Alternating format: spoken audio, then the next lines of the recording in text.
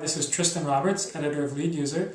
Today I'm going to interview Nadav Malin. Nadav is not only my boss here at Building Green, the publisher of LEEDuser, but he was also the chair of the MR-TAG, the Materials and Resources Technical Advisory Group at the US Green Building Council and its LEED rating system from 2001 to 2009.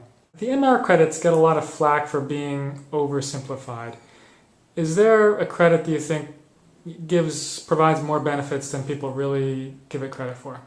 Credits individually, I think, are simple and in some ways perhaps overly simplistic.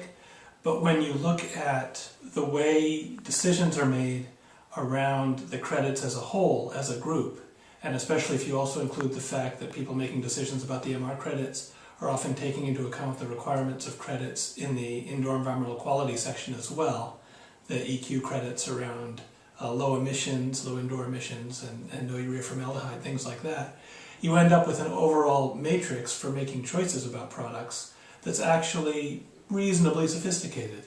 So individually, yeah, the credits are very simple, but people don't deal with the credits individually. They deal with them in the context of the whole LEED rating system.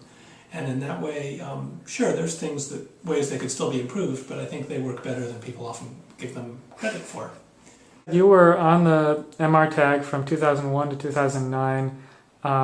During that time, you had an inside seat on the forest certification debate in LEED that's currently still raging about which forest certification systems to recognize in MRC7, certified wood credit. You know, if you could go back in time and highlight a story or a solution that you thought you think was overlooked and might have changed the course of things a little bit for the better, is there something you'd pick out? One of the proposals that was put on the table early on had to do with expanding the conversation, so it wasn't just about MR Credit 7, the certified wood credit, but it also would include MR Credit 6, the rapidly renewable materials credit.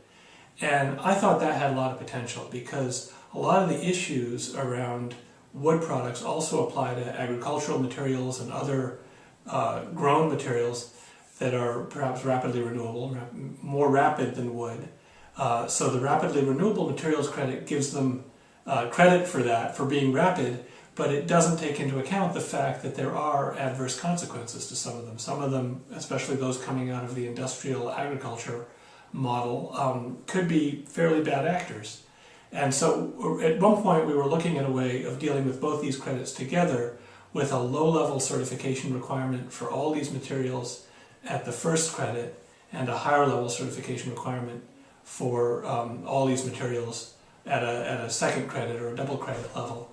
It's not too different from the proposal that's now in the third public comment period for wood alone, but it just had more oomph, it had more power when it was addressing this broader range of issues, in a way fixing more than one thing at a time with that idea of multiple levels of recognized certification programs.